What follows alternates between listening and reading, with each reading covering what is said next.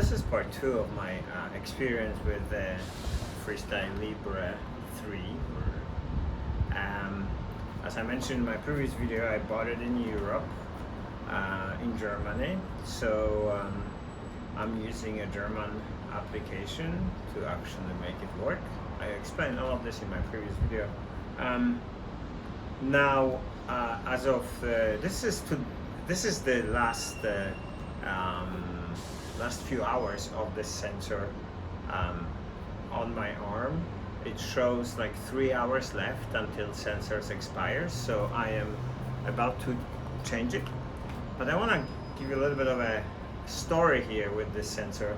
As of 4 days ago or something like this, 4 days ago, it starts reporting some crazy numbers. Basically, I was super low on the glucose levels in a range of like 50 to 60, and it was almost flat all the time like this. So no matter what, at night, during the day, it was showing always, almost always under 70. And so I was getting alarms left and right. So I was a little concerned initially, then I kind of started realizing I think this must be something wrong with the sensor.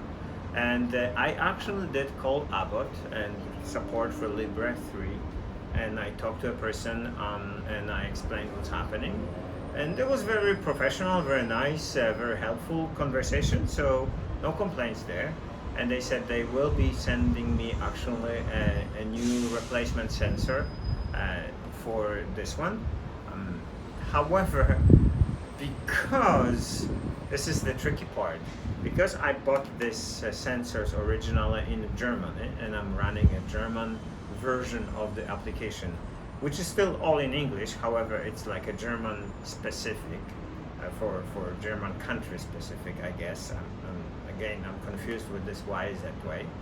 So they told me, like, when I receive a sensors here, replacement sensor here in America, I will actually have to install an American version of the Libre 3 application and run that new sensors using that other application, because if it will just not work with the German application. This is completely confusing. I don't really understand why is it happening this way. I don't know what's the reasoning behind.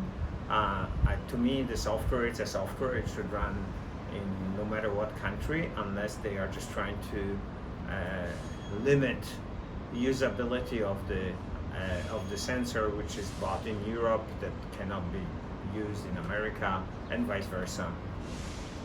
Going maybe after money and because in America the sensor is much more expensive than in Europe. Also in America you need the prescription, while in Europe you can just go and buy it. There's no prescription needed for it. But anyway, that's the little story and a warning for everybody who bought the sensor outside of United States and it's using it in United States.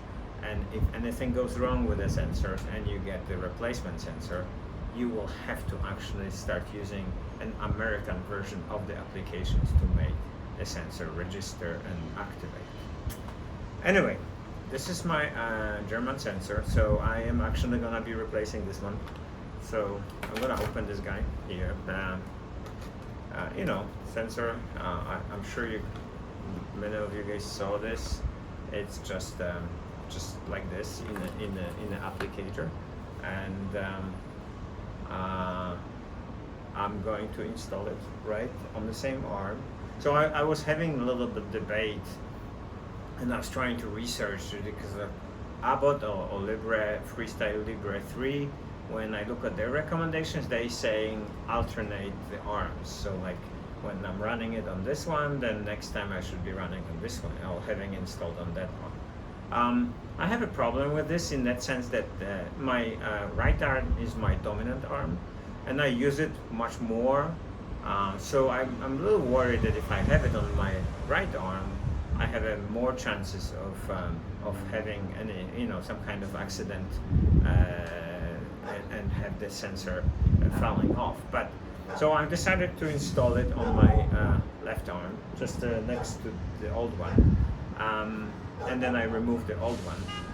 It's kind of yeah, I read or like listened to many YouTube stories, and people say that's perfectly fine, just using it on the same arm. So that's what I'm gonna try to do. I just opened it, and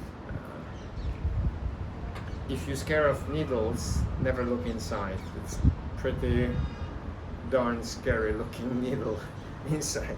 So I'm gonna just position it right here, and I guess I will just make sure that I don't overlap, and I'm just gonna apply it. 1, 2, 3, go. Here it is. A new sensor applied. I promise you there's no pain whatsoever when you're doing this. So the new sensor is applied, and I will activate that sensor later, but unfortunately I'm using the phone, so I cannot use activations right now. But I'm actually going to remove the old sensor. I haven't done it before, so I wonder how that works. I'm assuming it's just as simple as just peeling it off. Let's just do this. So I'm going to take this, and I'm assuming the sensor is busted altogether because it reports some crazy stuff. As you see, it's actually stuck pretty well here to my skin. Okay, and I took it off.